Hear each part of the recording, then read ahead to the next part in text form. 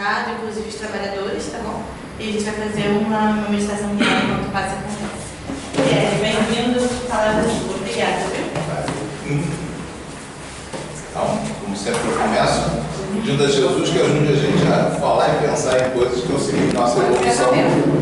Porque afinal de contas o planeta é muito bonito, mas a gente não veio de férias pra cá. Eu vou trocar aqui só um caso de mais ou menos sobre o da pizza.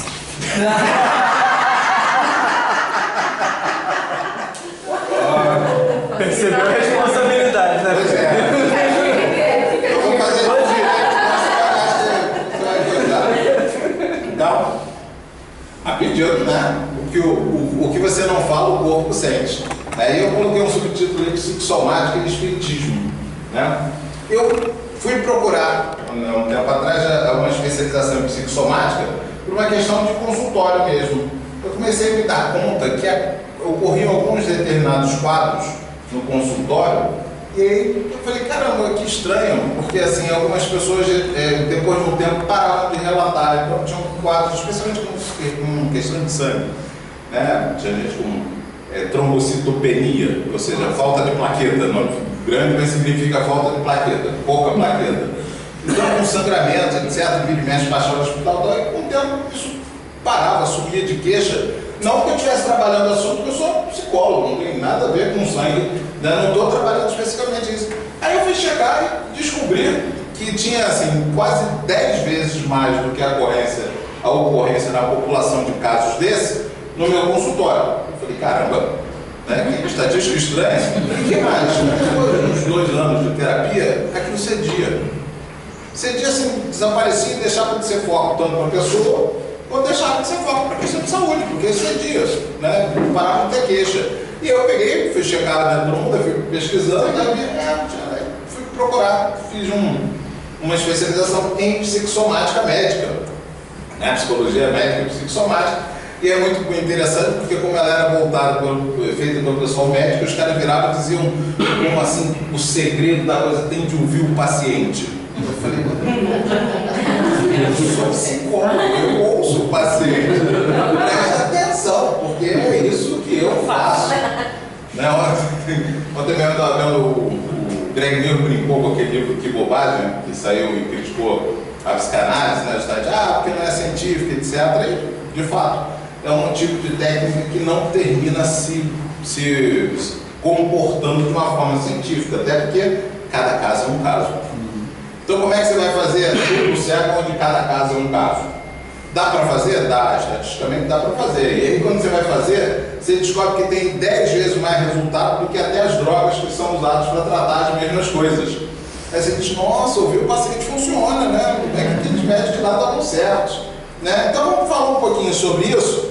E aí até a questão do próprio mal-estar, que muitas vezes termina levando as pessoas à situação que esse mês a gente está falando tanto que tem a ver com suicídio, né?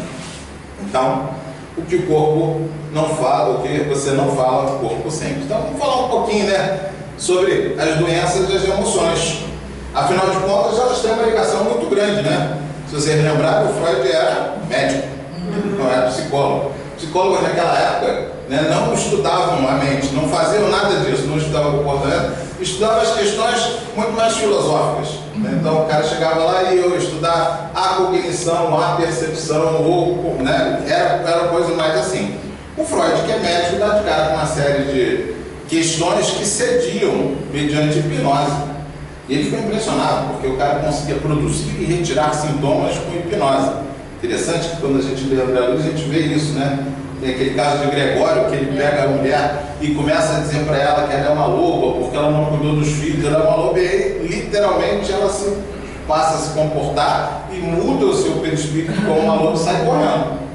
Né? Então a gente fica olhando assim, caramba, então essas coisas não acontecem só lá, aqui também. Porque a gente às vezes produz e tira sintomas.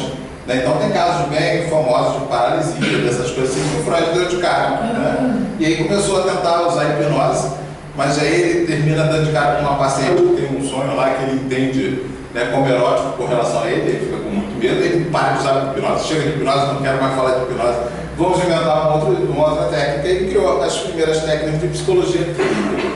Então, no fim, as emoções terminam... Deixa eu comentar aqui, senão tem que ficar olhando lá para dentro. As emoções, medo, raiva, tristeza, afetam o nosso corpo. Até porque elas têm base, o nome emoção vem de mover de dentro, tem base em respostas fisiológicas. A gente compartilha isso com os animais. Né? Então, medo, raiva, tristeza, afeto, prazer, né? Todos eles são muito igualzinho à maioria dos mamíferos. Você faz carinho no seu cachorro e ele se comporta muito parecido com qualquer outra pessoa. Né? Ele acha que isso fica legal, assim como quando você pisa no rabo dele, ele também vira para morder você com a mesma raiva de sempre. Aí a gente vai dizer assim, não, mas espera aí, a gente é espírita, a gente vive lendo livro e sabe que espíritos têm emoções, não é isso? Mas se você está dizendo que emoção é fisiológica, como é que junta essas duas coisas? Simples, porque a gente lê o corpo e a partir da leitura do corpo a gente gera um sentimento. Eu estou usando a linguagem como o pessoal usa na neuropsicologia. O sentimento é do espírito, não é mais do corpo. As emoções decaem super rápido. Né? A gente sente, né? Igualzinho o cachorro, você pisa no rabo dele, se você copiar ele morde você, você tirou o pé de cima do rabo dele, daqui a pouco até ele veio lamber a ferida que ele mesmo provocou. Por quê? A emoção demora 30 segundos, 2 minutos para decair, ela desaparece. Qualquer uma delas é muito rápido. As emoções, as respostas fisiológicas. Aí o que a gente faz? Rumina.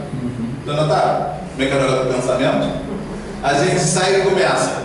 Não é possível, não podia ter feito isso comigo. Pensando o quê?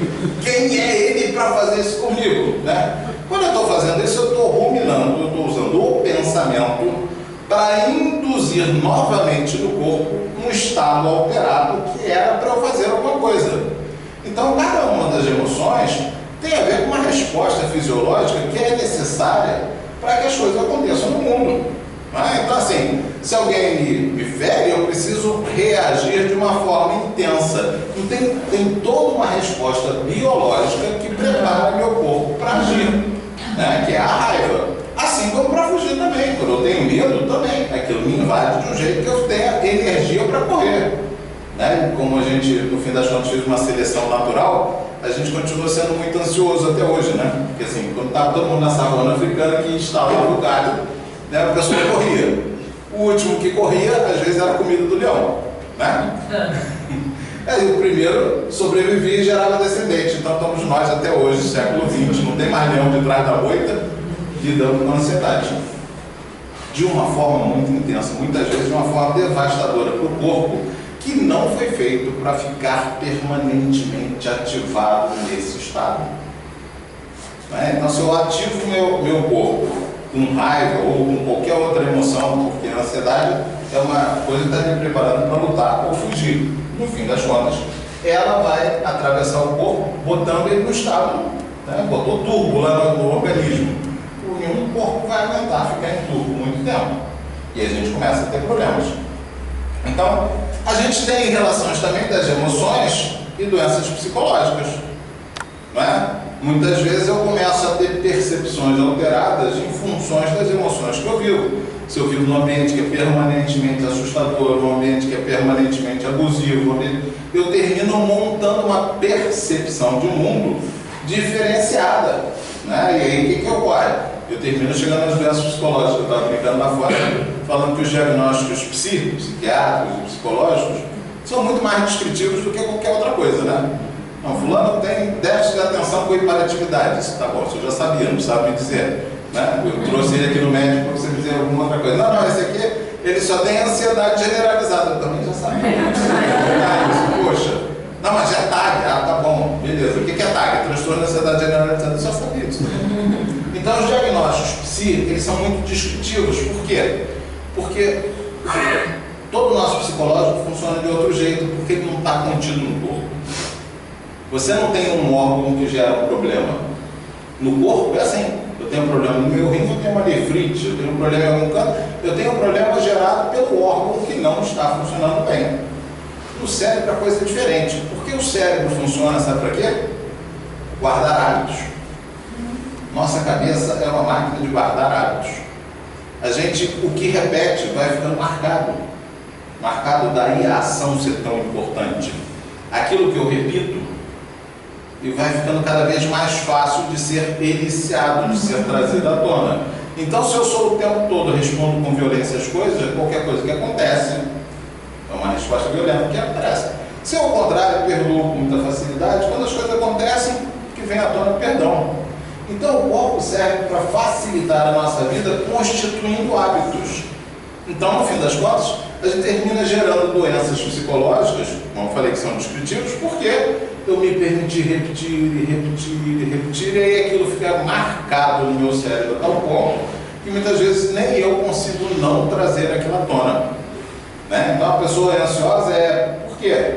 Por um monte de coisa. Não, porque ela já repetiu isso tantas vezes e não deu conta. Da mesma forma, a gente vive numa situação de equilíbrio. Já notaram como a gente tem facilidade de gerar estado emocional? Quem é que já chorou com um filme? Já riu? Caramba, pô, ficou excitado, olhou pro como é que é? George Clooney e disse, tava um caldo esse lado. Todos, né? Quem não sabia que o que estava ocorrendo ali estava combinado? Que eram atores, que ganharam dinheiro, que é um pedaço de vidro na minha frente. Não tem ninguém ali. Todo mundo sabia, não sabia? Mas naquela hora você disse assim, não, eu vou ver um filme. Então, sério, para de pensar nisso aí como se fosse um pedaço de vidro, eu vou me dedicar a isso como se verdade fosse.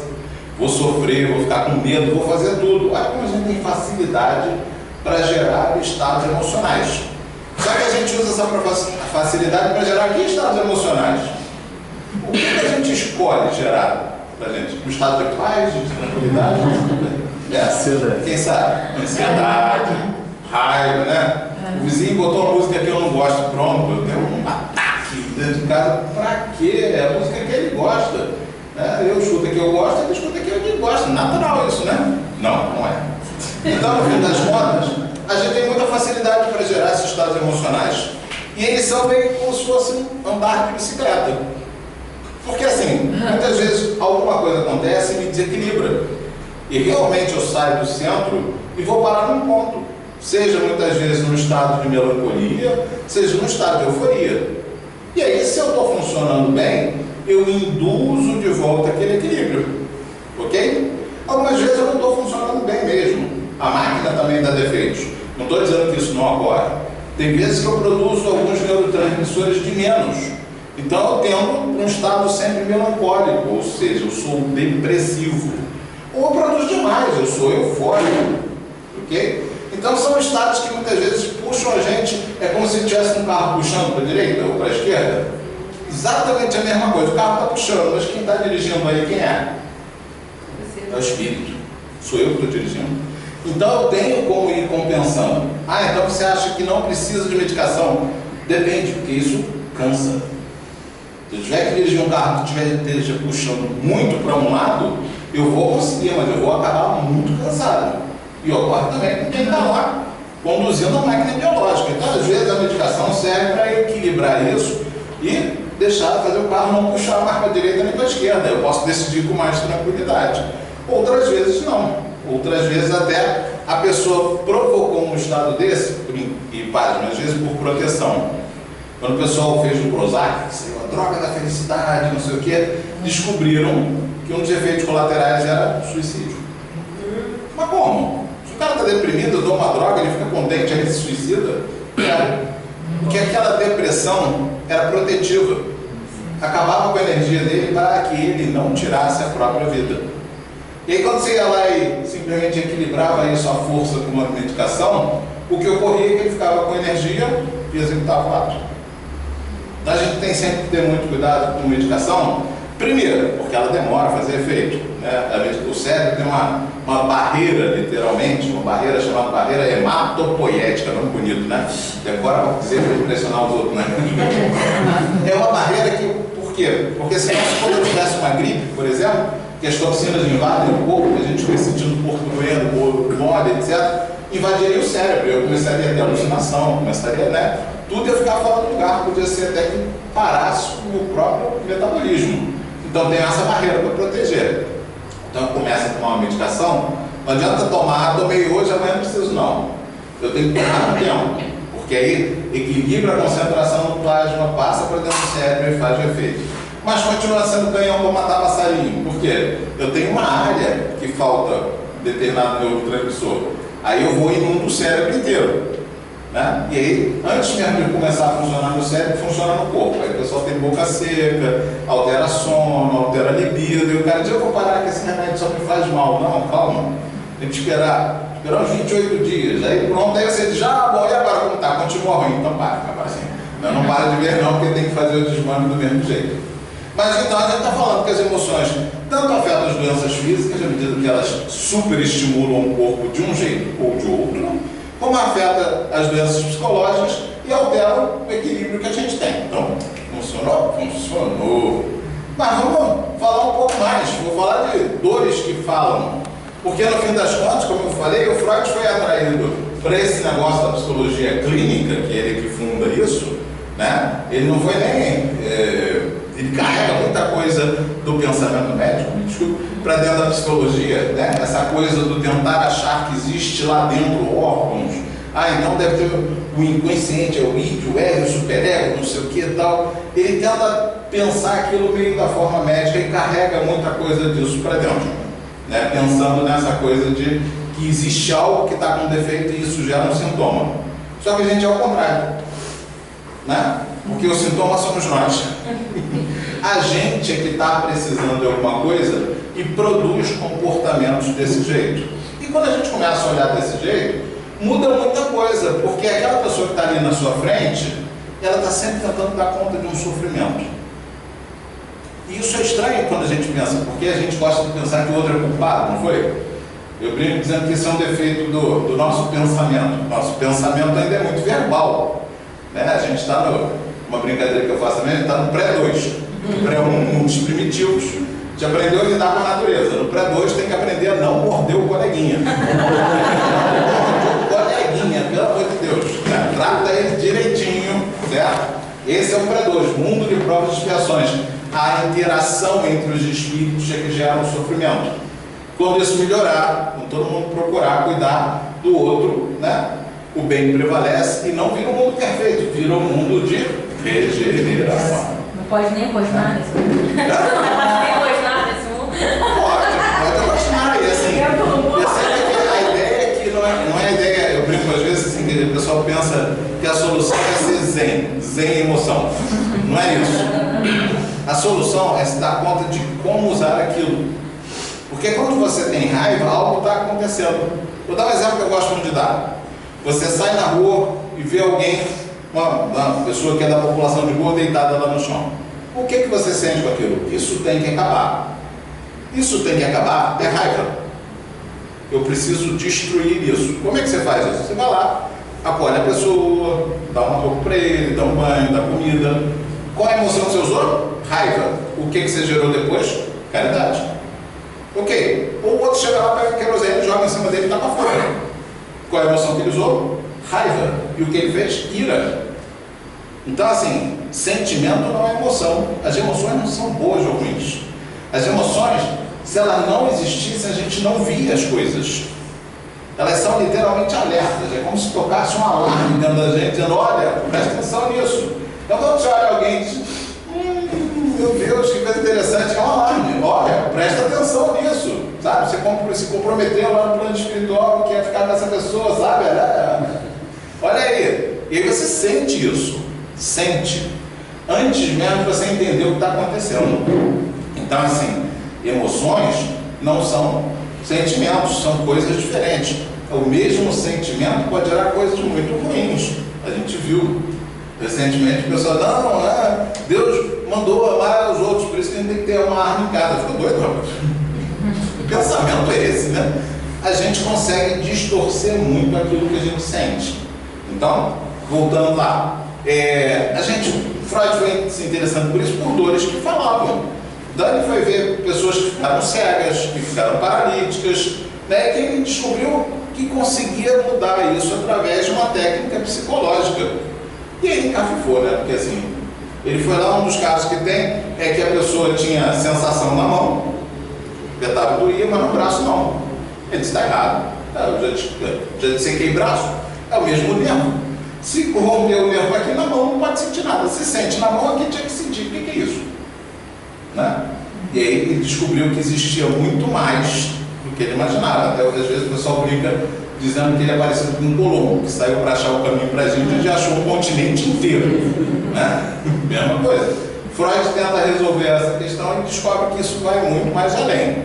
É claro que ele pegou um recorte histórico que é meio complicado, porque assim, você pega o início do século XX, onde a sexualidade era proibida praticamente, mas ao mesmo tempo estimulada por baixo dos panos. Então o cara casava, essa é a santa mãe dos seus filhos, sexo você faz lá fora com as outras. A mulher, por sua vez, também, olha, agora que você foi pro altar, não pode mais ter prazer com ninguém. Claro que isso dava nó na cabeça das pessoas, e foi o que Freud achou. Nó com relação à sexualidade, ele faz toda uma teoria em cima da questão sexual. Foi um gênio ele, especialmente no início, quando ele se deu conta que essa pulsão de vida existia até em crianças. Quando ele falou isso, a sociedade científica da época achou ele execrável, que falando que o meu bebezinho tem sexo? Não tem. Claro que tem, né? Então assim, ele foi execrado na época, mas ele deu de cara com muita coisa. Depois ele não se deu conta de que tudo que ele estava falando tinha mais a ver com aquele tempo do que qualquer outra coisa. Tá? Por quê? Porque quando outros vieram trazendo outras coisas, né? Adler chegou lá e falou, trabalho é uma coisa importante para o homem, ele disse, põe isso daqui para fora. Né? Aí vem, isso não o corpo também põe isso daqui para fora. E assim vai, ele brigou com todo mundo. Freud era brigão só, psicólogos são brigões até hoje. Impressionante, nunca vi uma profissão para ter cismas como tem psicologia. Né? Mas vamos lá, para não me perder. A gente tem ali uma diferença muito grande, né, a respeito de sintoma e de sinal. Qual a diferença? É importante para a psicossomática. Sintomas é algo que o paciente relata. Ele chega lá e diz, doutor, eu estou com dor de cabeça. Eu vou dizer o quê? Vou medir? Não tem como medir, ele disse. Né, eu estou sentindo minha perna fraca. Eu vou dizer o quê? Ele disse. Isso é um sintoma. Um sintoma é algo que o paciente traz que eu não tenho como checar, eu só posso acreditar nele. Ele é importante? Importantíssimo, porque não tem medida para um monte de coisa. A gente ainda está tateando nessa coisa, aquele tricorder do Jornada das Estrelas, até hoje não saiu aquele passo de, sabe o que é? Não tem, né? Ainda não tem. E já o sinal é algo que você pode medir. Você vai lá, bota e diz, caramba, ele está com pressão alta. Ao escuta ele, diz, poxa, está com sopro no coração. E vai assim por diante. Né? Então, isso faz muita diferença de um conceito que a gente fala em psicologia de conversão de sintoma, ou seja, tem pessoas que têm sintomas que não têm origem conhecida. Ela chega lá, relata um sintoma, está paralisada, não se mexe. Aí você vai ver, não tem nenhuma lesão. A musculatura toda responde, os reflexos estão ok, está tudo certo, mas ela não se mexe. Okay? Isso é uma conversão, só uma diferença. E nas doenças psicossomáticas, você vai lá e vai encontrar sinais. Quem tem doença de Crohn, muitas vezes tem úlcera no intestino perfurada, sangrando, né, de forma muito intensa. E é uma doença que é idiopática, no dizer médico, ou psicossomática. Né? Ela não tem uma origem que seja conhecida. Você é a própria pessoa, o próprio paciente gera. Né? Então, conversão de sintoma, e aí a gente vai ver porque é importante tratar os sintomas e as causas como causa subjacente da doença, né? A gente precisa olhar o paciente como um todo. Porque quando você não olha, rola muito aquela ciranda. O paciente vai no gastro, porque está com um problema de gastrite, acha que está, o cara diz, olha, aqui não tem nada não. Vai lá no cardio para ver se tem alguma coisa, vai no cardio, também descobre que não tem nada não, vai pneu, não sei o que, aí volta para o gato e fica fazendo essa ciranda médica, né? Infelizmente a psicologia não consegue ainda brigar muito para que isso possa ser rompido, e até hoje a gente tem plano de saúde negando as questões, né, de psicologia, ou quando permitem, é um atendimento mensal, uma coisa tão ridícula que chega. Mas a gente precisava ser mais intenso nisso. Vamos adiante.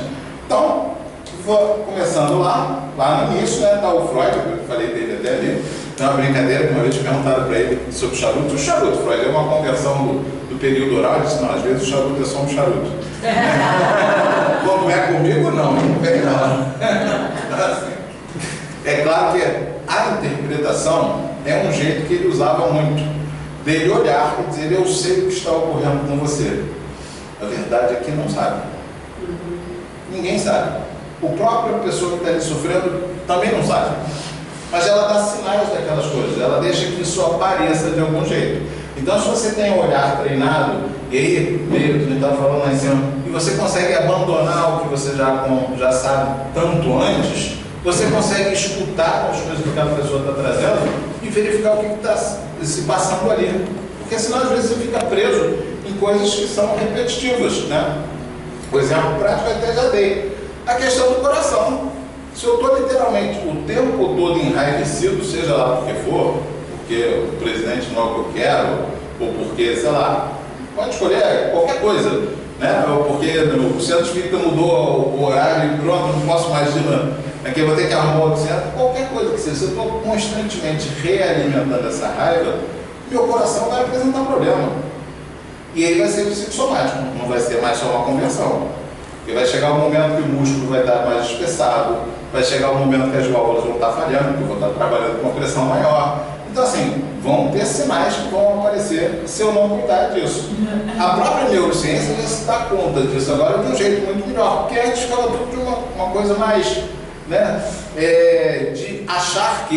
E aí, nesse sentido, até a gente pode discutir a respeito da ciência ou não, porque era um jeito de entender as coisas. Então, precisava dar uma linguagem que pudesse ser compreensível e comunicável para o outro. Se eu chegasse e dissesse, olha, é só assim, você tem que olhar o paciente, você... Tá bom, e o meu treinamento, como é que eu faço? Não dá, eu tenho que ter uma forma para isso. Mesmo na questão da medicina, quando a gente compara a medicina tradicional chinesa com a medicina comum, você olha e diz, não, isso não pode ser da mesma coisa. O que estamos falando aqui? Eu lembro um documentário muitos anos na Globo, que foram 3 médicos que foram fazer um treinamento de medicina tradicional chinesa na China. E aí foi muito engraçado, porque o primeiro, eu não sei se deve ter feito de propósito, o primeiro tinha adotado o negócio perfeito. Mas é maravilhoso, olha lá. O cara chegou ali com paralisia, e o cara botou uma sementinha de mostarda aqui na orelha dele, ela já está andando, daqui a pouco está saindo, é ótimo e tal. O segundo estava assim, enlouquecido, não entendo isso. Olha, ele veio com o rosto paralisado, isso é uma virose. Isso só pode ser uma virose. Aí o cara está dizendo que é golpe de vento. Como eu vou entender isso? Não posso. E o terceiro estava com um viés mais científico.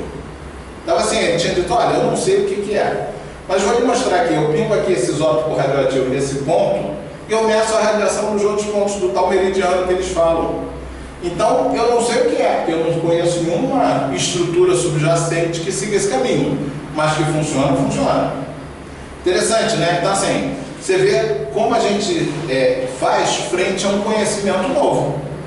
Um estava batendo o pé e dizendo, não é isso. Isso não é o que eu conheço, portanto não existe. Sabe como é que é? O pessoal, não. Mediunidade é fraude, não existe. Eu não entendo, então não existe, ponto. Vocês estão lá sendo enganados. Você já foi alguma vez olhar? Não fui não. Mas é assim mesmo, né? A gente pega gente que briga com conhecimento, se não for aquilo que eu quero, não é. Tem gente que simplesmente pega esse conflito e transfere para dentro, e muitas vezes neurotiza, porque fica muito mal, porque diz, caramba, e agora? Nada que eu sabia vale, está tudo errado, está tudo estranho, como é que é isso?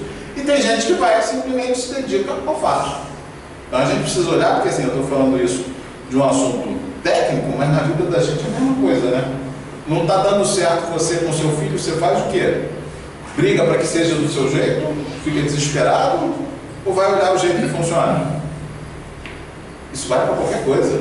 Não é só para as questões científicas, técnicas, vale para qualquer coisa. A gente precisa estar sempre atento, porque senão isso volta. Literalmente volta para a gente. A energia toda que eu estaria investindo em alguma coisa vai ecoar de novo em mim. E a energia mesmo, porque nesse momento eu ativei todo o meu corpo como se eu fosse lutar e fugir. E se ela não tem uso, isso vai ser deslocado de volta para os órgãos. Então, literalmente, vai complicar os órgãos. No próximo, já ia pedir para passar, esqueci que está no próximo, até mesmo na própria psicossomática, você vê que as coisas estão difíceis. Lembra que eu expliquei por quê? Porque os médicos ainda tentam achar causa e efeito, bonitinho assim. E quando a gente está falando de um sistema, não é causa e efeito. Quando o sistema para de funcionar, é culpa de qual parte do sistema? Tudo. O sistema parou. Eu preciso olhar tudo. Né? Então, brincando com a questão familiar, quando a família não está bem, quem está errado? Eu, o outro, quem? Todos. Ah, não, mas eu estou fazendo tudo certinho. Não está certo, porque se tivesse tudo certinho, estava funcionando. Ah, mas então é ele que está errando. Não, não é ele que está errando, porque senão você também estaria... Então, é um sistema. Sistemas vão fazendo desse jeito, como é o próprio crescimento do cérebro. A gente tem mais sinapses dentro do cérebro do que tem estrelas no universo. Isso é uma coisa gigantesca. E a gente vai reforçando aquelas que a gente usa. Aquelas pesquisas que só o americano faz, né? Criança, quando nasce, sabe diferenciar rosto de lêmure. Sabe lêmure de Madagascar? Né? Eu me remexo muito. É um primata, né? E como primatas, eles têm expressão facial também. Só que a gente não vê primata lêmure toda hora, né? Só quando vai no zoológico e olha lá, pô, se tiver. Então, rapidamente isso decai. Até 3 meses, as crianças sabem identificar rosto de lêmure. Assim, já. Como é que o cara viu isso? Simples, ele pegava, projetava a foto de um lêmure e media quanto tempo o bebê olhava para aquela foto. Ok? Quando era um lêmure diferente, ele olhava mais tempo. Quando era o mesmo, ele olhava menos tempo. Ele olhava e dizia, essa eu já vi, ele olhava para outra coisa. Ok? Então eles descobriram que bebês, até um determinado período da evolução, sabiam diferenciar rosto de lêmure. Vem dentro, está dentro da estrutura biológica. Engraçado a gente pensar nisso, né? Porque tem um monte de coisa que é assim, o bebê já nasce sabendo andar, né? Vocês sabem disso, né? Doutor, o primeiro teste, um dos testes que você faz é segurar o bebê com os 2 dedos e ver se ele está fazendo um movimento de marcha. Já vem com o gerador de marcha funcionando, porque os antílopes lá na África tem que levantar e sair andando. Só que a gente nasce ainda muito cedo, né? E se esperasse a gente estar pronto, lá pelos 7 anos de idade, não sabia o da mãe, né? Imagine a gravidez, nem a grávida de Taubaté dava conta, né? Então, o resultado da história, nasce e o cérebro vai e desativa ele. Espera a ossatura estar pronta para poder reativar, porque senão o bebê vai terminar estragando as pernas tentando andar. Então desativa, mas você pega o bebê recém-nascido e testa. Vê se o gerador segura ele e vê se ele vai trocando os pezinhos. E ele vai andando. Né? Não é interessante? A máquina é ótima, porque afinal de contas foram 4 bilhões e meio de anos né, de evolução. Né? Com um grupo de espíritos, ó, daqui, ó. A gente conhece um craque que veio aqui para dar uma ajuda pra gente, não é? Pois bem, mas vamos voltar aqui. Escolas ainda da psicossomática, porque o assunto é complicado, especialmente para quem está acostumado a ter uma visão cartesiana das coisas. Se é isso, então aquilo, se é isso, então aquilo. Que a gente muitas vezes carrega, porque a linguagem carrega isso. Vocês estão me ouvindo e pensando, é verdadeiro ou falso o que ele está falando? Não tem jeito. A gente está capturado por essa coisa binária, a gente está sempre pensando, é sim ou não, é alto ou baixo, quente ou frio. Né? Você acabou de perguntar, ele está com calor ou não?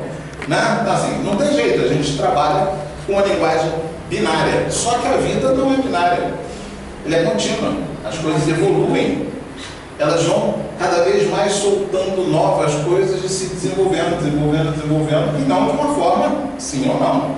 Então, complicou até mesmo lá para o pessoal que está tentando falar da psicossomática.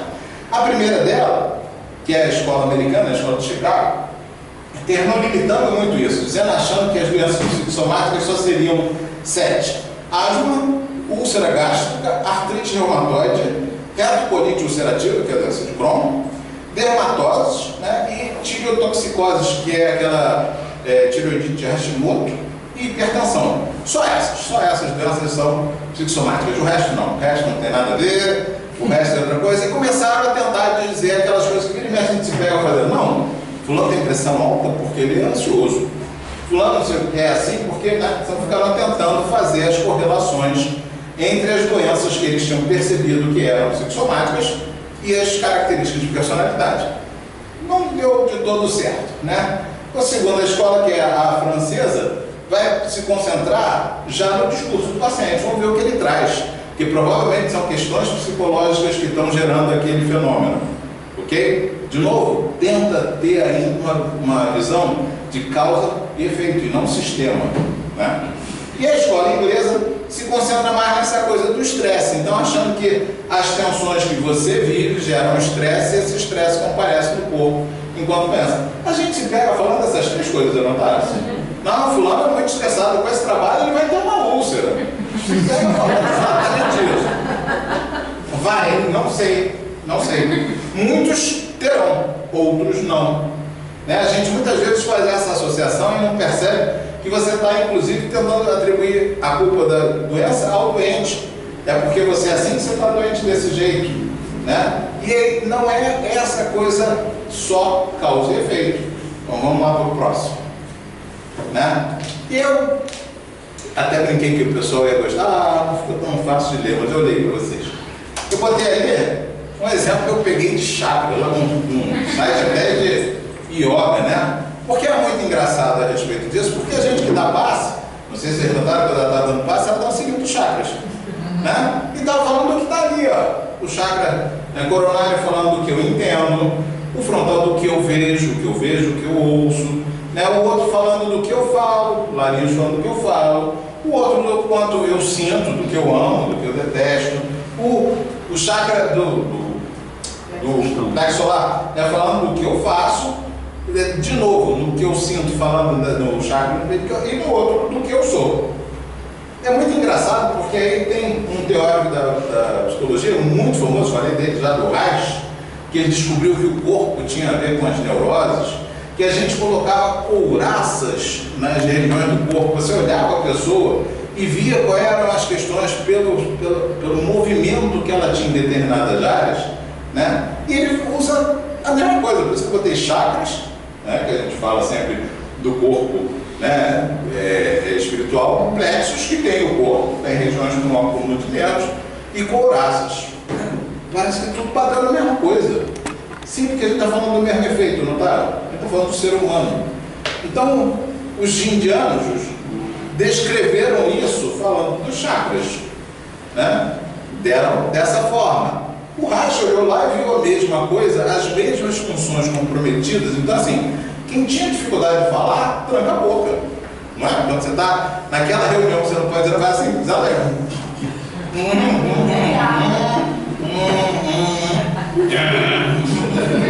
Dá um sorriso. A gente tranca a boca para que isso não expresse aquilo que eu estou sentindo. Então, assim, para que eu não fale, eu tranco essa região toda. E aí o Reich foi dando conta que quando trancava essa região, não trancava só isso, trancava uma série de outras coisas. Porque é a mesma área. E assim vai, no plexo solar, quando a gente trava a respiração, não chora não, que o homem não chora. Né? Aí os caras respiram só daqui para cima. Curtinho, porque afinal de contas, não pode deixar o diafragma funcionar, porque o homem não chora. Se começar a funcionar, vai terminar chorando. Então, aí, no fim das contas, o que a gente está vendo? Que as diversas linguagens que a gente usa para isso, energia, magnetismo, modelo organizador biológico, etc., está falando tudo da relação do espírito com o corpo. Vulgarmente conhecido, Kardec deu esse nome, sabe? Como perispírito. Por que perispírito? Porque o meu espírito não é material. Eu não mando levantar o braço, ele precisa de uma coisa no meio para poder fazer isso funcionar, porque não funciona assim. Precisa ter algo que passe a informação para o meu cérebro, o cérebro passar para o neurônio certo, ativar o músculo e o braço levanta.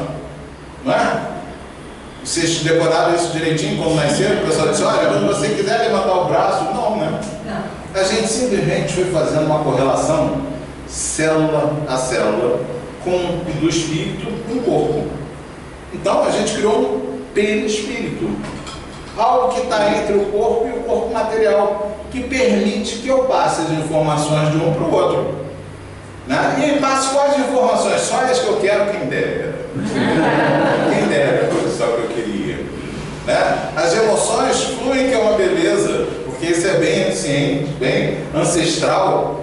Né? Assim, a gente já tem esse modelo funcionando há muito tempo, essa máquina já tinha essa correlação com o corpo, né? Mesmo os animais, as individualidades dos animais também tem a mesma coisa. Também sabem como tem que se mexer, também tem propriocepção, tem tudo isso. Então, já passa muito tempo, quando eles querem correr, eles sabem o que fazer também, ninguém ensinou nem disse, né? Então, essa relação é muito antiga. Sempre que havia uma individualidade no corpo, ela tinha trocado com isso. E como é que isso se estabelece? Através da harmonia que está. Funciona? Ótimo, então a gente usa. Não funciona? Tem um negócio que eu lembro, nessa não lembro nenhum. Eu decaio, eu deixo cair, porque aquilo é um instinto que veio no corpo, que podia ser útil se eu morasse em Madagascar, mas infelizmente eu não moro em Madagascar, Então, não adianta, porque não vai fazer, eu não vou usar essa área, eu vou usá-la para outras coisas. Pois bem, e aí do mesmo jeito, ainda falando sobre as questões que a gente utiliza por conta da linguagem. Até eu estava brincando com a minha esposa hoje. Hoje eu vou sair de lá, vai estar o pessoal querendo brigar comigo, o pessoal né, que for médico, psicólogo, espírito, todo mundo vai querer brigar comigo. Mas vamos lá, a gente usa muito na ideia do retorno. Não, sabe por que ele está assim? É porque na última encarnação ele deve ter usado a mão para fazer isso, por isso que ele vem com a mão toda torta. Coitado, teve um derrame, não é nada disso, foi na cabeça, não foi nem na mão. Mas a gente gosta de pegar uma relação muito simplista das coisas, porque isso dá uma sensação de que eu estou entendendo tudo, sei de tudo, eu estou no pré-2, meu Deus, não sei de nada ainda, eu sei muito pouco e só sei que nada sei, né? Copiando só sei que nada sei. Por quê?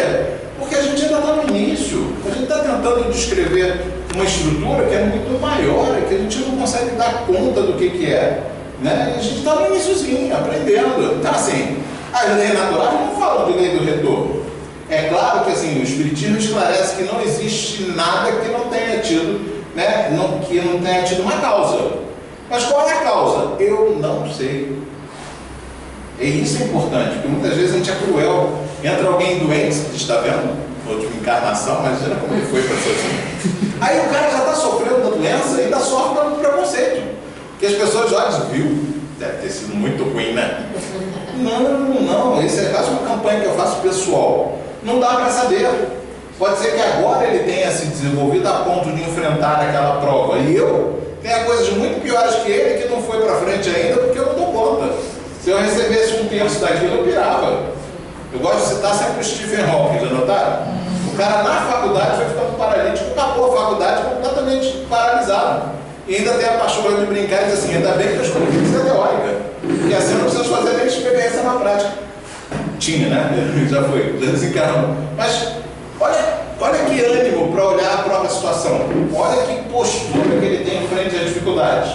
A gente é assim também? Não? Ah, mas então ele deve ser um avatar. Nada, gostava de jogar, gostava de trair a mulher, era todo, não era maluquete. Mas nessa parte, ele levou o tempo todo como prova e não como expiação. Ele não ficou lá, né? Coitado de mim. Como é que era? Não sentou no puff do... Coitadinho. Não sentou no puff do coitadinho. Ele falou, é assim, não tem importância. Isso é o que eu tenho, isso é o que eu vou usar. Que nem a gente, né? Todo mundo está fazendo assim também. Isso é o que eu tenho, isso que eu vou usar, bola para frente, né? Então, se não dá para fazer. Mesmo que não seja espírito puro, porque ele estava bem longe de ser espírito puro. Não era uma coisa, né, que já tivesse toda resolvida. Para lembrar lá, a gente tem lei de adoração, de trabalho, de reprodução, de conservação, de destruição, de sociedade, de progresso, igualdade, liberdade e, por fim, e a mais importante, justiça, amor e caridade. Ser justo é fazer ao outro aquilo que eu quero que me faça. Ser caridoso é não fazer ao outro aquilo que eu não... falei errado. Ser justo é não fazer ao outro aquilo que eu não quero que me faça. E ser caridoso é fazer ao outro o que eu quero que faça. E tudo isso junto dá amor. Então não é tal hora do pessoal, julgue lá. Né? Procure aquele que merece a sua atenção. Procure aquele, nada disso, ao contrário. Está falando do oposto, inclusive Kardec escuta isso do próprio filho. Não é se for um fascínio lá se afogando, não interessa, vai lá e tenta salvar. Né? Se não vai para salvar, não vai salvar, você não vai conseguir. Mas se for, vai conseguir. A gente precisa ir desenvolvendo paciência e controle, né, emocional, porque isso afeta o perispírito. À medida que eu vou desorganizando meu perispírito, essas coisas param de funcionar em mim. E se parando de funcionar em mim, eu não consigo mais me organizar, inclusive fisicamente. Então você pega as pessoas, muitas vezes, que é muito engraçado, porque várias vezes isso tem a ver com vários tipos de doença até, mas as doenças que são consideradas ligadas a coisa licenciosa, você vai vendo que a pessoa literalmente vai se deixando ficar de um jeito meio abatido. Então já foi tuberculose, quem tinha tuberculose era esquadro, né, tudo branco, não sei o quê, depois já era AIDS, depois... As doenças terminam tendo uma época que elas ganham uma catexia como se aquilo fosse errado. Não são. Doenças são doenças. Doenças são mais uma das dificuldades que nesse planeta a gente tem que enfrentar. Não tem jeito. Ah, então por que ele está doente? É por isso, por aquilo, não sei. Tem que saber não, quem tem que saber depois, o mentor dele lá vai saber, quando desencarnar, pode ser até que ele chegue lá com o mentor e diz, ah, sofri tanto com essa doença, ele diz, não teve nada a ver com isso não, tá? Bebeu todas, depois de chegar vai ganhar e reclamar que sofreu, né? Não tive nada a ver com essa sua hepatite aí não, ó, tira da minha conta, né? Às vezes tem isso, eu brinco muito isso com relacionamentos, né? Casamentos, etc. É bem assim, vai chegar lá e dizer, sofri tanto com aquele meu marido, eu não tive nada a ver com isso não, você que escolheu. Né? Então, equilíbrio e paciência, porque essas coisas não mudam com rapidez. Nosso corpo tem o cérebro, que é uma estrutura que é feita para guardar hábitos. Ninguém quer pensar enquanto está caminhando, né? Ninguém levanta e fica pensando assim, agora eu vou a perna direita, agora a perna esquerda. Não, você levanta e anda. Né? Então, os hábitos são feitos justamente para isso, porque tem muita coisa que eu preciso aprender a fazer de um jeito automatizado. Isso precisa demandar pouca energia, porque a CPU ainda é fraca. No pré-2 a CPU é caidinha. Aqui, ó, não dá conta. É só brincar assim, eu garanto que vocês saem de casa todo dia e vão até o trabalho. Se trocarem um poste de lugar, vocês vão saber. Mas você podia dizer quantos postes tem que vocês não sabem. A CPU é fraca, né? Você guardou aquilo de imagem só. Então quando tem um buraco no chão, você diz, esse buraco não estava aqui ontem não, né? Mas você não sabe dizer quantos buracos tem. Essa descrição não é precisa ainda. A gente tem uma CPU fraca. A gente trabalha fazendo agrupamentos na cabeça para dar conta. E o ruim é que às vezes a gente agrupa assim, esses são amigos, esses são inimigos. Peraí, não é isso não, como é que Kardec diz, se o inimigo te diz na cara o que tem que saber e o amigo às vezes fica escondendo e dourando a pílula, quem é o amigo, quem é o inimigo, é bom. Então junta todo mundo num grupo só, né? Todo mundo é meu irmão, não é isso? Não é essa a proposta? Mas a gente tem dificuldade com isso, que a gente quer separar, não, esses são os irmãos bons, esses aqui não são não. A gente tem essa dificuldade com isso. Então, a gente tem que ter paciência, porque tem que montar um novo hábito. Cada vez que a gente tem, né, assim, a palestra anterior falou o tempo todo, a gente tem bons pensamentos. Isso é hábito. Ela descreveu isso. A minha reunião no café, a pessoa chegava e ficava falando fofoca. Afinal de contas, a linguagem humana foi feita para isso, né? Ela se desenvolveu à medida que as sociedades cresceram para poder falar do outro. Né? Sabe aquele fulano ali não vai casar com ele, não, porque ele é preguiçoso. Preguiçoso não é um substantivo concreto, é abstrato. A linguagem se desenvolveu para poder dizer que o moço é preguiçoso. Né? Isso começa desse jeito. Depois ela foi crescendo, filosofia, etc. Ficou mais bonito. Mas de início era só fofoca. E a gente até hoje adora uma fofoca. Posso lhe contar um segredo? Não é assim? A gente ainda adora uma fofoca. Se eu não deixar, né, o Divaldo vai falar disso, eu só conto piada em palestra, né, porque se eu contar fora da palestra, o outro vai querer contar de volta. Aí, quando eu vejo, o nível está lá embaixo. Então, só conto palestra que ninguém pode falar para mim de volta uma piada. Né, ele brinca com isso. Mas é esse jeito, a gente bobear, vai indo, quando você vê, assim, né, tá misturado lá no, como é que é, no ludo, né, bem viscoso, de produções mentais baixas, né? A gente é assim, então tem que ter hábito, né? Tem que estar sempre se policiando, né? Sempre buscando ter um comportamento legal, um pensamento legal e olhar o mundo com solidariedade, porque a gente só sobreviveu como espécie por conta da solidariedade. Sozinho ninguém é ninguém. Então a gente precisa retomar isso, porque até na própria cabeça tem neurônio para isso, para a gente sentir o que o outro sente. Então vamos voltar lá, perispírito e doenças. A gente sabe muito bem que não existe nenhuma doença que ocorra no corpo que não tenha antes vindo do perispírito. Ah, não, mas que coisa errada. Claro que tem. Tem doença que é causada por bacilo, tem doença que é causada por não sei o quê, tem doença que tem etiologia bem definida, e o corpo dá conta delas com maior facilidade. Né? Nossos vizinhos mais perto, os gorilas, né, dormem numa cama feita de folhas de excrementos. Olha que beleza, se a gente dormir numa cama dessa por uma noite, no dia seguinte, já era, né? Vai baixar o hospital com tudo pifado, tudo estragado. Mas eles não têm um pensamento atrapalhando, né? Animal não tem um pensamento atrapalhando. Em nada. Né? Tem um monte de vídeo na internet de cachorro que perdeu 2 pernas, ele não está lá sentado dizendo, ah, coitado de mim, perdi as pernas, ele levanta com as pernas que sobrou e vai andando. Se precisar encostar uma hora ou outra para poder continuar brincando, ele vai, não está nem aí. É o que tem, é o que eu estou, é que está disponibilizado para mim. Então, voltando, mesmo as doenças que são infecciosas, mesmo as doenças que são, elas têm um fundo ligado ao perispírito. Eu brinquei muito na pandemia, a pessoa dizia, não, aquele pessoal chegou dizendo, é vingança de Deus com a gente. Eu falei, é verdade, porque a sua máscara protege o colega, né? Se você não usa a sua máscara na solidária, é claro que vai ter pandemia, né? Aí o cara fica olhando para mim com aquela cara de, o que está falando? Estou falando que você não está cuidando do outro, por isso que a pandemia está adiantando. Cuide de você que a pandemia para, né? Porque é sempre assim, né? Se todo mundo fizesse, eu estava bem, né? Mas a lógica tem que ser o oposto. Eu vou fazer para que os outros possam ficar bem.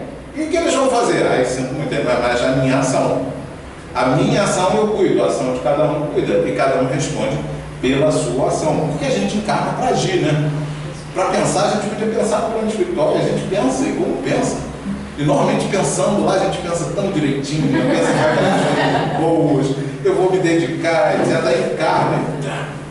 Encarna é fogo. Por quê? Porque encarnado eu termino tendo que lidar com as questões da vida, no fim das contas, e elas atrapalham. Muito bem. Princípio vital. Uma das coisas que o Reich vai falar é dessa coisa da paralisia dos órgãos, que eles vão tirando, e ele não vai chamar de princípio vital, tá? Ele vai falar como se fosse sangue mesmo, como se fosse diminuindo a circulação sanguínea naquele órgão, a ponto dele começar a ter reprodução errada de célula.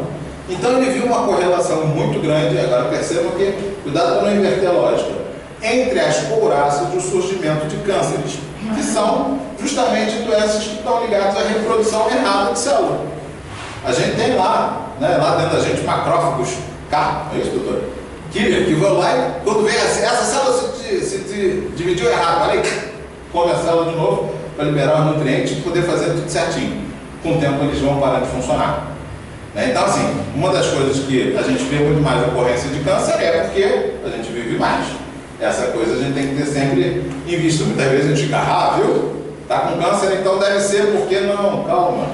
Relaxa esse seu espírito vingador, porque a gente não consegue saber as coisas assim. Deus sabe, né? Porque eu não sei. Não é você que tem que saber, você tem que ajudar. Ajuda, ser solidário, ponto. Né? Mas aí, voltando, ele vai falar como se fosse baixa circulação sanguínea, que vai diminuindo a oxigenação. A gente espírita vai saber que está muito mais ligado à ausência à retirada do fluido vital daquela área. A gente vai, quando paralisa uma coisa, deixando ela morta. E deixando morta significa cada vez mais fornecer menos fluido vital. E onde é que a gente consegue fluido vital? Nas coisas do próprio planeta. Não é isso? Então a gente tem que estar sempre se dando conta de como é que a gente está, né, alimentando o nosso corpo como um todo. Vamos mais adiante, né? Mediunidade e saúde. Pois bem, uma coisa sobre mediunidade que todo mundo sabe, vou me repetir aqui, mas tudo bem, vai ter alguém que está vindo pela primeira vez, encarnado ou desencarnado, todo mundo é médium. A gente acha que não, mas todos somos médium. Se eu sou um médium porta, que só batendo que eu escuto, né? É outra coisa, mas todos somos médios. Eu estou permanentemente recebendo influência dos espíritos que me circundam. Né? E mais, sou eu que vou selecionar essas informações que me chegam, né? Com a desvantagem, porque nessa etapa evolutiva, aqueles que estão querendo ver pegadinha do Faustão são mais frequentes, né? Então eles chegam e ficam aqui no ouvido, erra,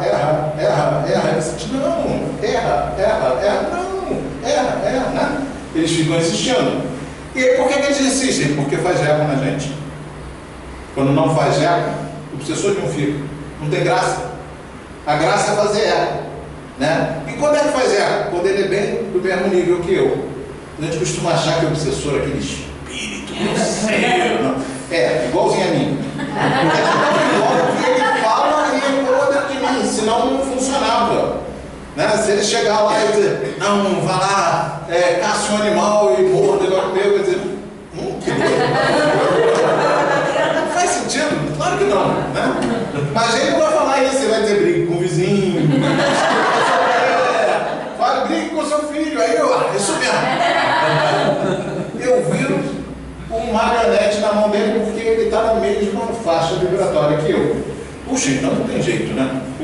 vai ter jeito para resolver isso. Tem, evolui você e o obsessor juntos, coladinho, não tem problema, né? É bom que os dois evoluem juntos. Mas pode ocorrer desistir de dizer, não, está evoluindo demais, vou procurar outro mais atrasado. Mas normalmente não, ele vai junto. É aquela história que o Emmanuel vai falar do perdão, né? Se eu ficar nesse, ele está me prejudicando, quando eu desencarnar, eu vou buscar ele para prejudicar ele, e depois ao contrário, e assim a gente vai milênios já fora, trocando a posição de obsessor e obsediado.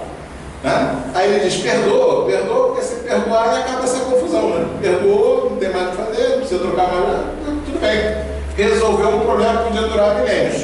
Então, todos somos médios, de fato. Né? E a mediunidade, no fim das contas, tem a ver com o corpo. É o corpo que faz com que a gente entenda o que é meu e o que não é. De todo jeito. Assim, a gente sente coisas e cancela coisas. Todo mundo está vestido, está sentindo a costura da roupa. Só que vocês só vão prestar atenção nisso agora que eu falei, porque estava apagado. Você vestiu a roupa de manhã, para de sentir isso, porque isso não te afeta, isso não te pertence. E parou, sumiu. Como é que eu não consigo fazer isso com a sugestão do obsessor? Consigo. Consegue sim. Acredite. Mas é preciso só ter firmeza. Eu viro e digo, não, chega, não vou pensar nisso porque isso não me interessa. Pronto, acabou a confusão. Mas é uma dificuldade. E aí, assim, essa característica do corpo. Então, muitas vezes, eu vou pegar e colocar para fora do corpo coisas que são minhas. Isso é um papo que a gente chama de psicose. E outras vezes eu vou pegar coisas que são de fora do corpo e boto para dentro, como se fossem meus pensamentos. Isso é um papo que a gente chama de obsessão. Aqui é o Santo Espírito, lá fora não. Você vai chegar para o seu psiquiatra e dizer, eu estou obsediado, ele vai dizer... Sinto muito. Exatamente, só lamento. Né? Então, assim, é complicado porque tem uma cisão entre religião, né, e ciência. Cisão que a gente, às vezes, até dentro da casa espírita, respeita demais. Né? Quem está falando respeito demais? Espiritismo para ser um tripé de filosofia, religião e ciência. A gente deixa a ciência de fora. Né? Kardec era positivista, então Kardec veio dizer assim, se a ciência passar, né, negar alguma coisa, vai com ela. Ele era positivista, mas a gente deixa muito a ciência de fora. Eu gosto muito de fazer essa junção, porque eu acho que é importante. Então, do mesmo jeito, já que ela termina sendo uma característica do corpo e afeta o corpo, ela também vai poder impactar a saúde e o bem-estar. Porque o meu obsessor vai poder induzir raiva em mim quando ele quiser. Vai ficar o coração lá disparado, né? A respiração rápida, tudo, acidose, né, no sangue, se continuar respirando muito rápido, começa a ficar tudo torto assim, né? Então, são coisas que são possíveis ser feitas através da mediunidade. De novo, a gente vai voltar para a questão do equilíbrio. Até porque, assim, seja lá por via mediúnica, seja por via de obsessão entre encarnados, né? O chefe, o filho, a mulher, até o marido, né? A gente muitas vezes vai para situações de estresse e não sai delas. E não saindo delas, complica muito. Porque muitas vezes você ficar no estresse, você vai provocando um desequilíbrio físico. E esse desequilíbrio físico provoca doenças mesmo, doenças concretas, doenças psicossomáticas. Né? E além de prejudicar o próprio sistema imunológico. Então, além das doenças psicossomáticas, você vai ficar mais afetado por doenças que têm agentes, que são inflamatórias, que são, né, infecciosas. Por quê? Porque seu sistema imunológico está lá, completamente bagunçado. Né? Então, o que a gente pode fazer? Tem algumas coisas que são legais. E se disser que eu falei da primeira, eu vou negar. Porque o floral tem uma questão complicada. Vou explicar o que é. Se o floral tem efeito, o psicólogo não pode receitar floral. Se o floral não tem efeito, o psicólogo não deve receitar floral. Faz sentido? Se a gente não pode usar medicação, a gente não deveria receitar. Então, assim, quando a gente está falando da parte técnica, eu não vou indicar ninguém tome um floral. Se a pessoa chegar, estou tomando, beleza. Mas tem uma coisa interessante no floral, que eu sempre o nervo olfatório é o menor nervo que a gente tem no feixe nervoso do corpo. Ele sai daqui das nossas nasais, atravessa o osso e entra na região ventromedial aqui, que sabe do que ela cuida? Da parte moral, do controle de impulso. Direto para o vult, né? São muitos nervos. Né? A gente tem só de sensores diferentes no nariz 32. a gente vê 3 cores diferentes, além da intensidade de cor, né? Então, 3. A gente compra um monitor com 16 milhões de cores. No nariz são 32 sensores diferentes. Já imaginou quantos bilhões de combinações isso dá? Tá. É assim. E é por isso que a gente sente o cheiro de nossa. Tá com o cheiro do pão que eu comia na casa da minha avó quando eu tinha 3 anos, assim. A minha memória vai ser inteira. Por quê? Porque ela atinge direto o telecéfalo. Ele não passa, a gente tem aqui atrás, né, no tronco cerebral, áreas que regulam justamente os impulsos, as entradas nervosas que a gente recebe, os estímulos, perdão, falhou aqui. Os estímulos passam pelo tronco, porque o nervo olfatório entra direto, assim como o nervo óptico. Então, né, é que a gente termina vendo as coisas com muito mais cuidado, né, e sentindo cheiros também, e os cheiros remetem lá. Com a vantagem que cheiro a gente não descreve, já notou? Raramente a gente consegue identificar cheiro de banana, esse é fácil. Né? Esse é um que é fácil. Tem um que eu não tenho, que eu não sinto, que é o cheiro daquela Maria Fedida, aquele percevejo. Eu tenho um defeito genético, eu não tenho esse sensor. Então, pois é, o que bom nada, porque se já ocorreu de eu matar uma sem querer, aí o empregado passou lá uns 3 metros e disse assim, que cheiro ruim, eu falei, isso foi eu. Não sentia, não é bom. Não sentia, não é bom. E assim, comigo é o cheiro da Maria Fedida, que é tranquilo, mas tem casos, por exemplo, tem um caso didático, né, que a pessoa não sentia, né, não tinha tato, e ele, no navio, saiu andando descalço pelo deck, queimou a sola dos pés, e ele só se deu conta disso quando sentiu o cheiro da carne queimando, porque ele não tinha tato. Né? Então, a gente vê que não sentir também é uma complicação. A gente tem coisas que a gente às vezes não sente, isso gera algumas dificuldades, porque uma pessoa vai ver o mundo de um jeito e outra vai ver de outro. Né? E às vezes passa por isso. Mas voltando lá, eu botei o floral para falar essa curiosidade, que é o menor feixe nervoso, então assim, o estímulo já atinge muito rápido, né? E é direto na área que cuida do nosso controle de impulso, que cuida da moral, que cuida do pensamento certo. Então não deve ser à toa que o pessoal começa a falar de floral, né? Mas quando você vai ver a parte teórica que está por trás, é melhor não olhar, porque aí complica. É muito fraca, como algumas outras coisas. Né? Meditação. Eu botei meditação ali, porque é uma das técnicas que tem confirmação científica que funciona. Você falou que vai acabar dizendo da meditação. É uma das que são confirmadas. Ah, não, mas meditação também faz parte do pseudociência. Não, essa é confirmada e, de fato, se a gente para um tempo para poder ir treinando a passar a prestar atenção no que está ocorrendo dentro do corpo e não fora, a gente começa a cada vez mais lidar melhor com essas coisas que ocorrem dentro da gente, porque a gente reage a elas sem perceber. Né? Você reage às emoções, no sentido bem fisiológico que eu estou falando, você nem se dá conta do que está fazendo, você fica com raiva e não pensa, não, houve um pulso de raiva e agora eu posso tranquilizar ele. Não, você já sai rosnando para alguém na hora, né? Também não estou recomendando a polaridade oposta, né? Porque equilíbrio é tudo, né? Não estou falando da polaridade oposta. Se eu sinto raiva e não deixo que ela se expresse, ela vai repercutir dentro de mim, como qualquer outra coisa. Né? Então, assim, é preciso que eu aprenda a expressar aquilo do jeito certo. Lembra que eu falei da população de rua? Eu posso sentir raiva daquela situação e conduzir aquilo para alguma coisa que seja positiva. Não estou nem falando de julgamento, que produza um resultado. E não uma coisa que eu tenho que suprimir alguma coisa, que é uma coisa negativa. Não estou nem indo para o julgamento, não nem cheguei lá no mentor, tá? Estou falando de eu conseguir construir coisas com aquilo que eu sinto e não buscar destruir aquilo que me incomoda, porque normalmente é o movimento que a gente faz. Eu não gosto, eu quero que aquilo desapareça, que suma.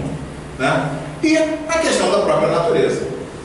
Nós somos feitos para viver na natureza e a gente inventou, eu lembro um filme que era até um policial, né, muito antigo, porque acho que era Milênio o nome. Aí tem uma cena que estão alguns demônios num barzinho conversando, num bar. Era muito engraçado que quando a câmera filmava só eles, eram demônios. Não filmava mais alguém na cena, eram 4 velhinhos conversando, né? E um deles reclamava dizendo assim, a gente não tem mais o que fazer.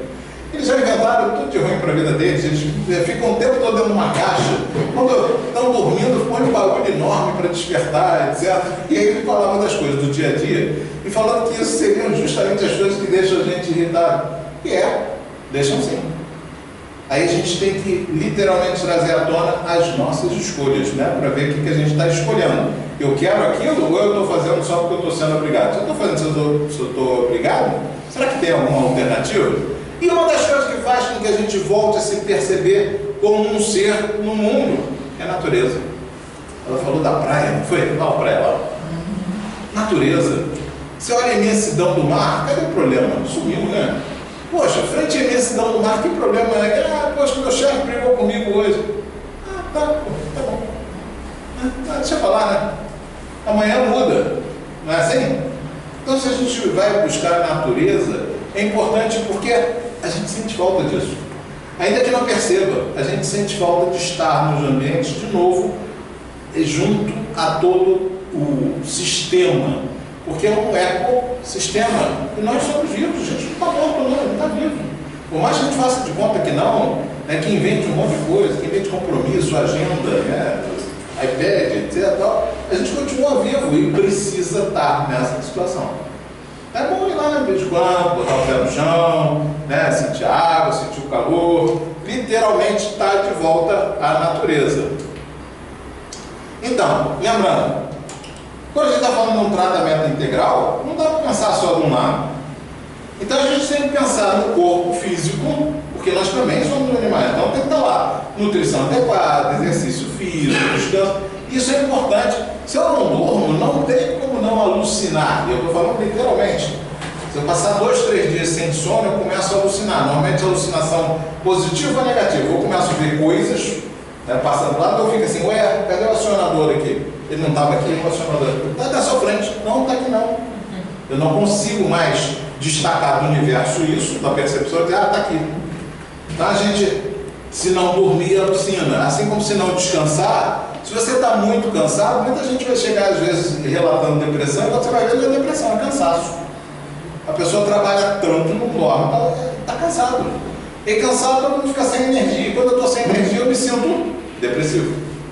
Porque a depressão não é tristeza, depressão não é melancolia. Melancolia é uma coisa, eu sofro uma perda e eu tenho que fazer o luto para isso, é importante, não dá para cortar o luto de ninguém. Perdeu alguma coisa, seja o que for, né? Seja o adolescente chega lá e diz, meu bonequinho desapareceu, tá bom, é o luto dele, deixa ele fazer o luto dele. Agora, depressão é outra coisa, falta de energia. Literalmente a pessoa não consegue fazer as coisas. Mas é muito parecido com o cansaço. Só que é o cansaço que não tem a dor física. Né? Então, assim, eu estou normalmente cansado mentalmente, porque o cérebro cansa, tá? Não se esqueçam que, né, mesmo quem é gordinho como eu, gasta 30% de tudo que come no cérebro. E ele nem se mexer, se mexe. 1/3 de tudo que a gente come é gasto no cérebro, fazendo novas sínteses de sinapses, de proteína, não sei o quê. O negócio é caro, bem caro. Não é à toa que a gente é um ser de hábitos, porque isso é caro. Então a gente quer só se repetir tanto quanto possível. Né? Com relação ao perispírito, eu tenho que buscar essa harmonia energética, essa harmonia de troca. E a harmonia é tudo que vem organizando o universo desde o seu início. Quando a gente fala da relação do princípio material com o princípio espiritual, a gente fala de harmonia. As coisas que funcionam ficam, as que não funcionam simplesmente decaem. O sistema solar foi feito assim. Né? O universo é feito assim, o que funciona fica, né? Está lá nas suas órbitas estáveis, e o resto foi embora. Né? Ou caiu para dentro do Sol, ou saiu para fora, foi expulso do sistema solar, ficou o que funciona. A gente precisa aprender a lidar com essa facilidade com as nossas coisas, buscando a harmonia da gente no mundo. Está funcionando? Tá, ótimo, beleza. Não está, preciso fazer alguma coisa. O que? Não sei. O mais chato do psicólogo é que ele nunca sabe. O psicólogo não responde, problematiza. Já notaram? A gente problematiza, porque cada um tem que ir descobrindo o seu próprio manual. Cada um tem que ver o que funciona. Né? Então é preciso. Agora, prática no bem é um santo remédio. Sabe por quê? Você se sente de volta fluindo junto com as leis de Deus. E isso é de um acolhimento gigantesco. Né? A gente, quando pratica o bem, a sensação é de estar fluindo junto com a lei de Deus. E aí dá essa mudança, né? E ajuda na nossa evolução. Lembra que eu falei? A gente não veio de férias. Né? Quanto mais a gente trabalha. E no psiquismo, né? buscar esse equilíbrio emocional e o controle, né? Por quê? Porque a gente vai ser sempre atravessado por situações que são estressantes. Não se engane, não. A partir de amanhã nada vai mais me estressar. Mentira. Mentira. Nem que seja você abrir a janela, combinei de apraiar, a janela está caindo temporal. Duvido alguém que não vai rosnar um pouquinho. Não tem jeito. Situações estressantes vão ocorrer. O que eu preciso aprender é parar de ruminá-las. Parar de usar o pensamento para manutenção de estados que são prejudiciais à saúde. Né? Então, autoconhecimento e terapia adequada, seja qual for. Não estou fazendo jabá, não, porque assim, tem gente que vai à praia e volta zerado, acabou, sem problema nenhum. Tem gente que vai fazer, sei lá, uma escalada e volta zerado. Tem gente que faz tudo isso e continua estressado do mesmo jeito. Então, precisa de um apoio profissional. Né? Não. Terapia também vai. Adequado, porque cada um tem o seu jeito de conseguir reequilibrar o psiquismo, reequilibrar o corpo. Então, só para a gente fechar, né? Então a gente tem que buscar se entender. Eu lembro, eu falei, cada um tem seu manual. Não adianta, não é? Às vezes a gente fica buscando livro de autoajuda. O livro de autoajuda ajuda quando está na hora certa. Entenda? Se está na hora certa, qualquer coisa ajuda. Até o cara que está do seu lado no metrô e fala, puxa, hoje está não sei o que, você diz, nossa, é isso. Aí o cara nem sabe o que ele falou. Né? Até porque normalmente foi intuído por alguém que, já que você não escuta, ele tem que achar um médico e gritar no ouvido do médico, diz pra ele, vai passando e chega lá no ouvido dele. Né? A gente muitas vezes fica surdo às coisas, do mesmo jeito que fica surdo quando desencarna. Aí o pessoal traz para a reunião mediúnica, escuta os encarnados aí para ver se você toma jeito, rapaz. Né? Os desencarnados ele nem vê. Então, voltando, a gente precisa se entender, descobrir como é o nosso funcionamento. Ah, mas eu não consigo. Claro que consegue. Né? Busca o que você faz, porque muitas vezes a gente fica atrás, e é uma questão muito comum, que a gente fica atrás porque a gente só está elaborando, está pensando, não, que eu vou ser bom, etc. Mas se eu quiser ser bom e não fizer, se eu só evitar fazer o mal ou não fizer o bem, eu não fiz, faltou um pedaço. Então é preciso que eu me conheça e entenda o que eu preciso evitar, que normalmente está do lado de dentro, e o que eu preciso fazer, que normalmente está do lado de fora. Entenda? Eu preciso administrar o que eu sinto, porque vou repetir, estou lá para dois, eu quero morder o coleguinha assim. Né? Então eu preciso administrar isso aqui dentro, porque vai acontecer várias vezes, pelas coisas mais diversas possíveis. Né? A gente se pega às vezes pensando coisas, né? Ah não, porque cometeu um crime, tem mais do que morrer. Não precisa. Não, irmão, presta atenção, irmão, igualzinho você. Duvido que você não tenha dito para alguém, né? Vou te matar, você diz. Né? Só que você diz já imediatamente, diz, não, peraí, foi só brincadeira, tá? Foi só maneira de falar, não é isso? Alguém não consegue controlar e faz. Então assim, mas é irmão, é igualzinho. Tudo que é humano me é familiar, não é distante não. Então a gente precisa se conhecer, para saber o que eu tenho que cuidar. Não, essa parte aqui eu tenho que olhar com cuidado, senão eu fico com raiva. É melhor me recolher, sentar, esperar 5 minutos, fazer uma prece, respirar fundo e voltar lá, porque se eu... Né? Como é que é? Pedir paciência, Deus me dá paciência, não me dá força não. A gente precisa administrar isso, precisa se compreender. Do mesmo jeito, buscar a harmonia. Está funcionando o que eu estou fazendo ou não? Porque às vezes não funciona porque eu estou achando que estou sendo bonzinho e estou sendo omisso. Entenda? A gente tem que achar o ponto certo. Como é que eu vou descobrir o ponto certo? Pelo resultado.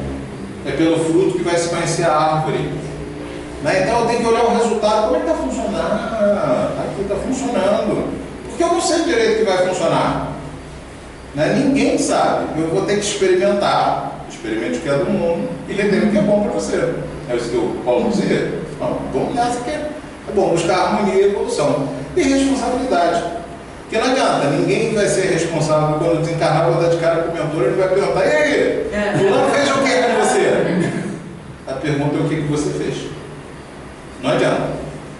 Né? A pergunta sempre vai ser o que você fez. Então a gente precisa estar atento para que a gente esteja sempre dando valor e prestando atenção nas coisas que a gente faz. Né? E aí entendendo como funciona e escolhendo a melhor forma para conseguir ir adiante. Né? que Jesus possa nos ajudar, porque a gente errou tanto que ele veio dar uma canja. Alguém que já era espírito puro há 4 bilhões e meio de anos, 4 bilhões, né, e meio de anos, a gente está aqui, não tem, sei lá, 70, 80 mil anos, né? A gente está aqui há pouquinho tempo, nós como espíritos. Somos jovenzinhos, chegamos aqui há pouquinho tempo nesse planeta. Ele já estava aqui há 4 bilhões e meio cuidando disso aqui. Ele veio dar canja, dizendo o quê? Olha o que você faz, é amar o próximo que é importante. Não é você saber tudo de cor, é amar o próximo. Amar o próximo como a si mesmo. Essa é a chave. Para que a gente possa praticar o que ele ensinou.